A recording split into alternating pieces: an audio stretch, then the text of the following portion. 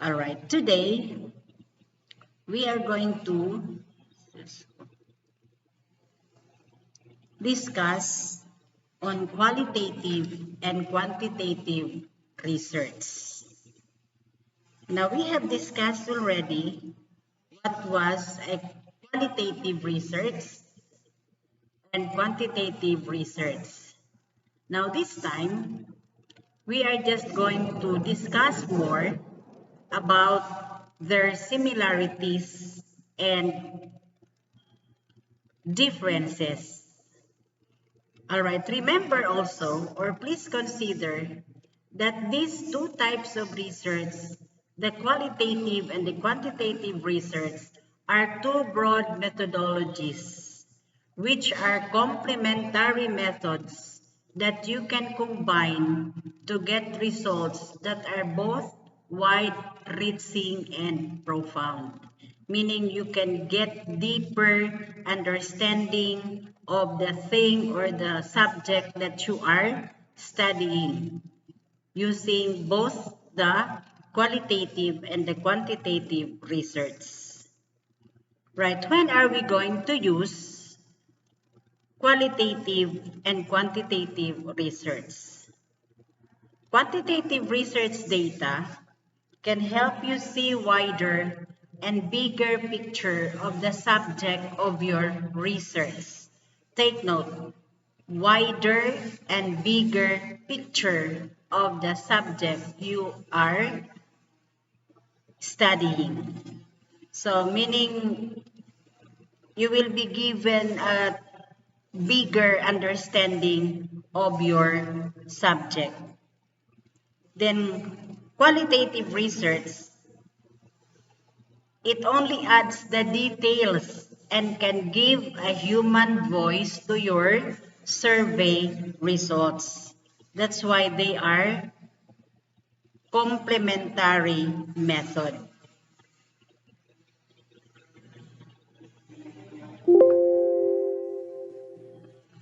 Okay, so we have here the differences between qualitative research and quantitative research in terms of, number one, in terms of objectives. So, objectives of qualitative research and quantitative research compared. So, for qualitative research, its objective is to create new theories based on the gathered data. You are going to create new theories based on the data that you have gathered in your qualitative research. Its objective also is a fact finding. You are going to find a fact used to gain understanding of individual differences in terms of feelings and experiences. No? So you are just getting a bigger understanding of the feelings and experiences of your subjects. While for quantitative research, its objective is to test hypothesis or theory. Test hypothesis or theory. While in qualitative research, you are going to create a theory. But for quantitative research, you are going to test that theory. Okay? Then it measures problems using rating scale and other research parameters of group similarities. So that's for the quantitative research. That's their difference in terms of objectives. Okay, now let's come to data description. So how is the data described in the qualitative research? Okay, it is described in terms of natural setting. Kaya ma-observe. You're going to observe. Then, you can also present data by making stories of certain phenomenon. you are going to make stories or you are going to make a narrative description of certain phenomenon.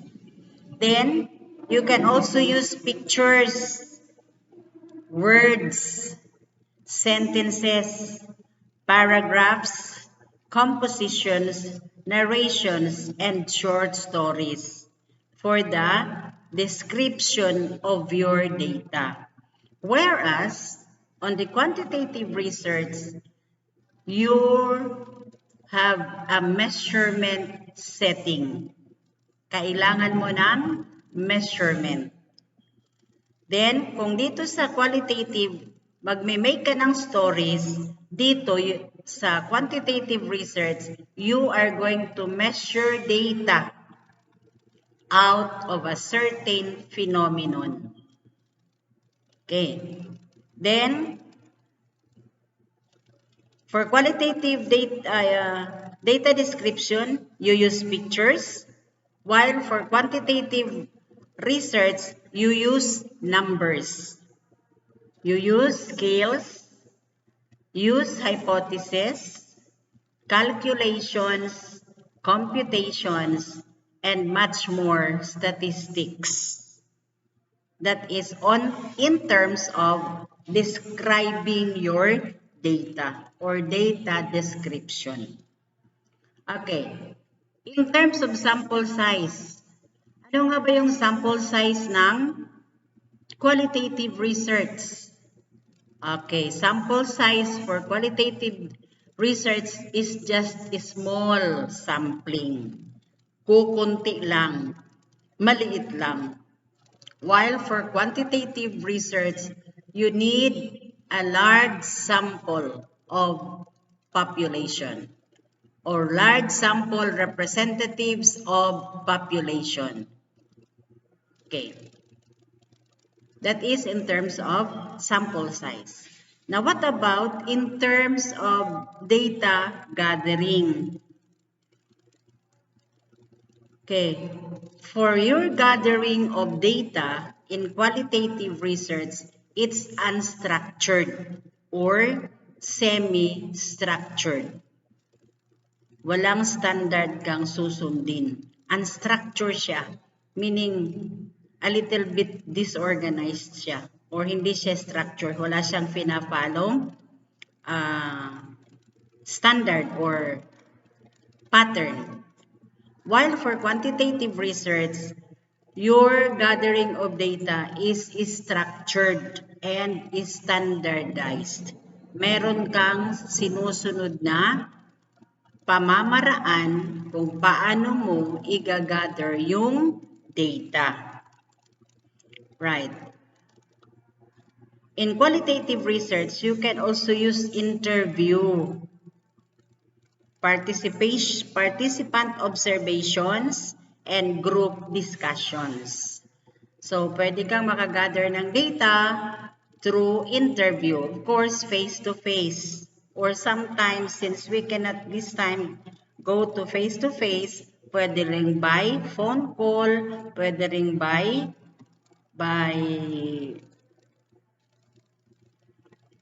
let's say sa messenger. Okay, use your telephone in getting interviews. Then, participant observation. You will have to actually observe each of your participants, what they're doing in your particular research, or what is the thing that you're going to observe them in your research. Then you can also have group discussion.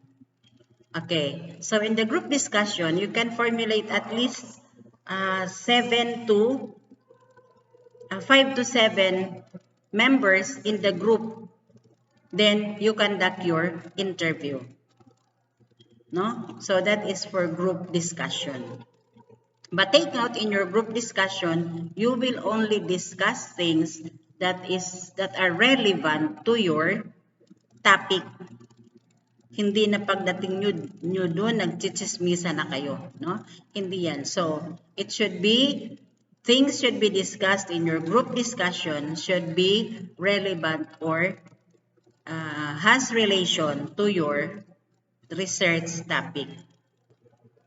Now, while in quantitative research, you can gather data using census, like census of population, census of agriculture, census of family income and expenditure surveys. So those are using census. So ma-interview ka from, let's say, house to house, no? Okay. Then survey questionnaire.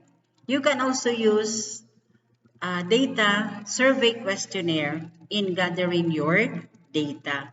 So dito sa survey questionnaire, you are going to write all your questions in a questionnaire before you give that to your respondents. Then also you have checklist. Of course, you know checklist. Then you have paper pencil test. Pwede ring mag-paper pencil test. Pwede kang mag-conduct ng pre-test, pwede kang mag-conduct ng post-test, or questionnaires the same. And then the last is experimentation. Of course, during your experiment, you are going to take down the thing that is occurring in your experiment. So that is in data gathering under quantitative research. Okay, so we have here an example for guide questions in an interview if you are using or if you are having a qualitative research. Okay, we have here a sample. Okay. What were your experiences during the quarantine period in COVID-19 pandemic? So, di ba sabi natin, open-ended question tayo pag nasa qualitative research. Open-ended question. Then number 2, what was the support of the local, national, and local government in your questionnaire? What was the support of the national and local government? Number 3, was it enough for your basic needs? Okay. Then, number 3, you can ask, did they conduct evaluation for those who were infected? Did they conduct evaluation? Are they monitoring your sickness? Are they monitoring your temperature? Are they monitoring your, let's say, your food, the development of the disease? For example, is he getting worse or is he improving? No? So did they conduct such evaluation? So those are some of the guide questions that you may prepare when you are going an interview, or yes, an interview. Okay. For quantitative research, again, qualitative research questionnaire should be open-ended. While in quantitative research, it should be closed-ended questions. Closed-ended questions. And all the basis of all statistical analysis techniques should be applied on questionnaires and survey.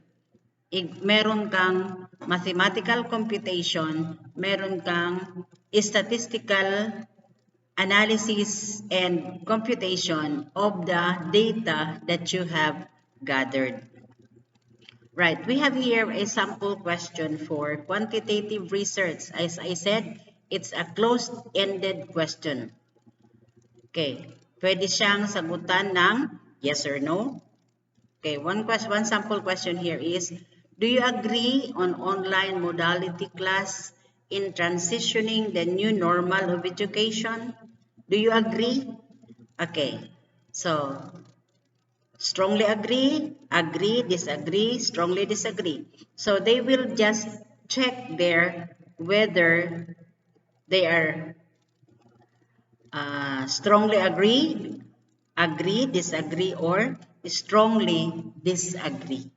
Okay, that should be the type of questions if we are uh, having or making an uh, quantitative research. Right. In terms of their activities, so what are the activities done in qualitative research and what are the activities done in a quantitative research?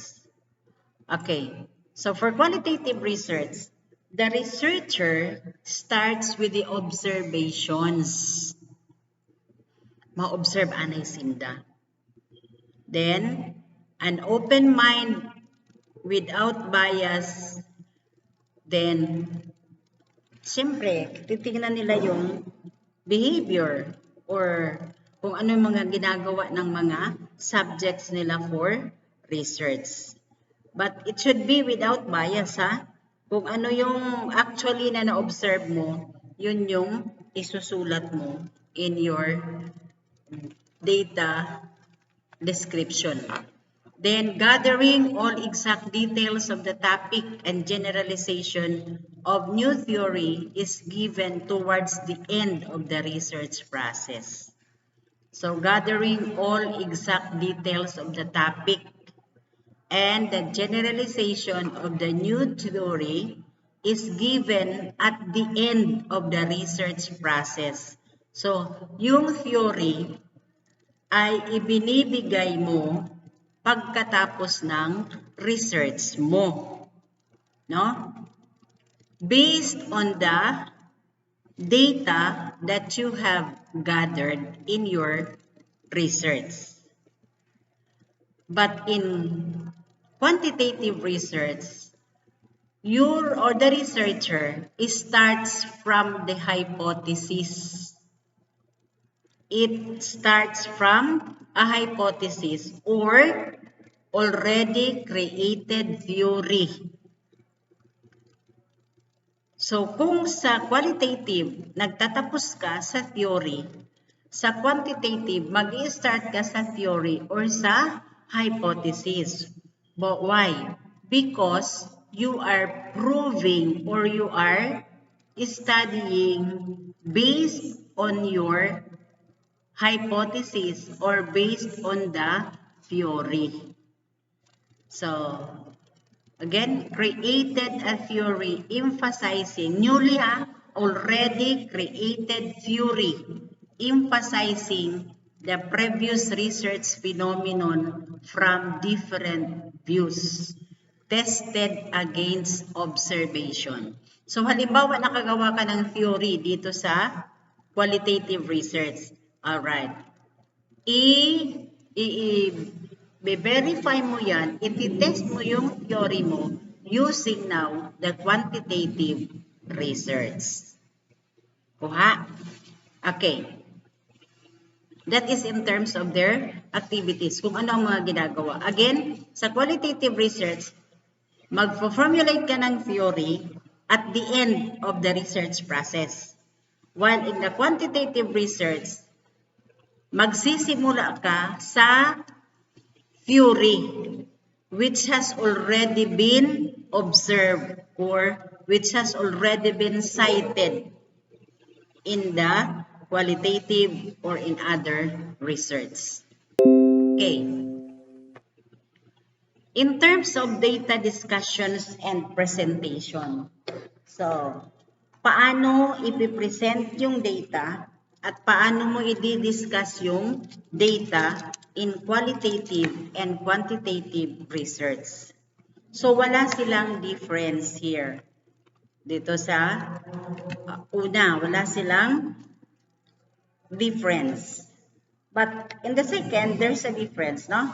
So sabi, both uses inductive and deductive method of research. Inductive meaning galing sa baba pataas. bottom up. Then deductive, top to bottom. Yung presentation ng inductive and deductive. So, you are in a qualitative research, inductive, no? Inductive. Magsisimula ka muna sa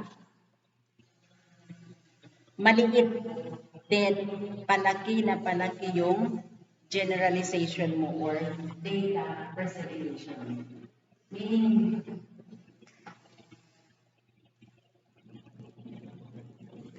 mag-start ka muna sa pinakamaliit hanggang sa pinakamalaki na. Generalize na. No? Then, iisa-isahin mo muna. Then, ilalahat mo na at the end of your data presentation. Pag deductive naman, start ka muna sa malaki pa maliit. From top to bottom.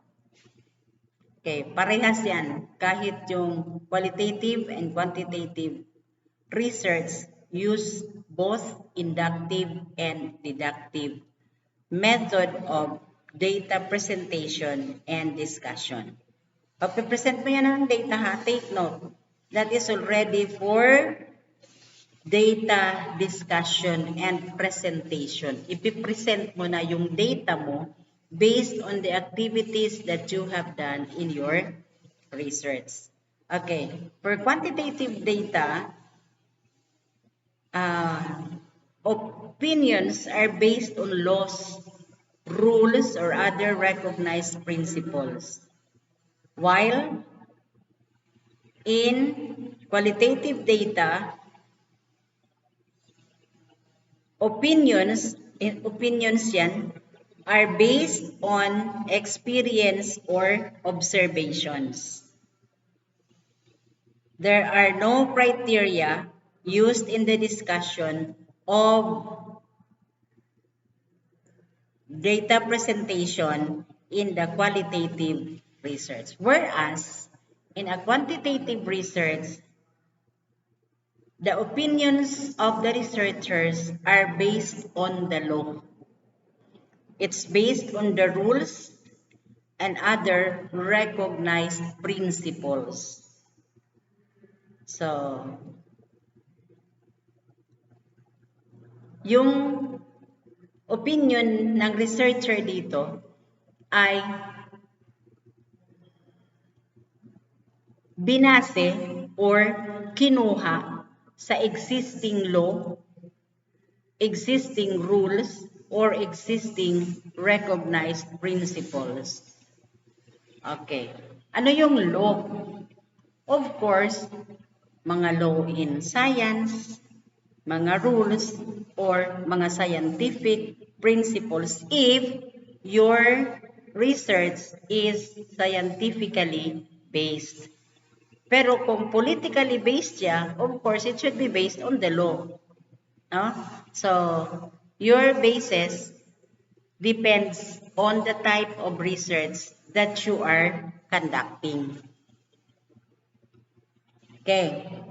Next is their difference in terms of analyzing data or data analysis. For qualitative research, the data are synthesized, interpret thematically. Synthesized, meaning you are putting together the data that you have gathered, then you try to make it as a whole, and then that's the time for you to make a theory or to make a generalization. Okay. Then, for quantitative research, your data analysis is through statistics. Statistical treatment or through statistics. Then, another qualitative research, yung data analysis mo is subjective. Again, balikan natin, ano yung subjective? It is based on personal opinions and it is based on observations from your respondents. While objective is based on the result of the research. Then another here is data analysis is influenced by personal experience and views. So, i-analyze mo ang data mo based on the personal experience of your subjects or your respondents and their views and opinions. While for quantitative research, the researcher employs standard criteria in analyzing data. There is a criteria in the analysis of data. Gagamit sila ng criteria for analysis. One of that is using the statistical treatment. Okay, you can have here the C-test, the T-test, and other statistical tests to analyze the result of your quantitative research. Okay, let's come to the outcome. Ano yung outcome ng qualitative research at ano yung outcome ng quantitative research? Right, for qualitative research, its outcome cultivates understanding with high validity. Cultivates understanding with high validity. So, we understand better. We know better, no? With high validity because it's what you have observed is actually happening through your observation and through your interview. While in quantitative research, the outcome is indoors development, high output replicability. So, kailangan mo ng endorsement. I-endorse mo na for, kanino mo i-endorse? Yung result ng study mo. Of course, you have to endorse that. You have to, let's say, if your research topic is at the barangay level, you will have to recommend or you have to show it to the barangay officials for implementation. So, i-endorse mo na yung findings mo. And high output replicability. So, kung maganda yung outcome ng study mo, pwede nang i-replicate ng ibang researchers or ng ibang incoming researchers. Output replicability. Or, halimbawa baga, nakagawa ka ng water purifier. So, in-endorse mo yan. Okay. Pag nakita yan ng maraming tao, of course, gagayahin na yan. Kasi, ay, maganda ini. So, mapahimo kita sa ini. So, in that case, if you have replicated your projects, a lot of your projects has been replicated, meaning, gagamit na ang research mo. So, kumita ka na. No? So, that's in the outcome of your quantitative research. Right, another outcome of a qualitative research is wala silang conclusions na pino-formulate. There are no conclusions formulated, only theory or findings. Walang conclusion. Whereas a quantitative research, conclusion is formulated towards the end of the research process. Because their findings, their analysis is coupled with statistical treatment or proven with the use of statistical treatment. That's why they can now formulate a conclusion of their research work. Right? So those are the differences of quantitative and qualitative research in terms of their objective, uh, analysis of data, in terms of data gathering, in terms of outcome, and in terms of data presentation and discussion. So if they have differences, of course, they have similarities. So their similarities or saan sila nagkakapareho? Okay. Both have the process of inquiry and investigation. Pareha sila. They have the process of inquiry and investigation. Then number 2, both improve life and help us in understanding various life and in giving solutions to our problems. So improve life. Okay. Not only for you as a researcher, but it improves life of the people that was affected by that problem that you have solved. And through that, you will be able to understand the different issues of life. And another is you were able to give solutions to problems that are arising in the community and in the country as a whole. So that helps solve or both help solve problems. Okay? Number 3, both start with a problem and end with a problem. Okay, to recall again, we learned that research is cyclical. Why is it cyclical? Because it ends with a problem, it starts with a problem and ends with a new problem. New problem. No? Okay, number 4, both are textual forms in analyzing and interpreting data. Parehas sila gumagamit ng textual forms or dinidescribe nila in words when they analyze and when they interpret problem.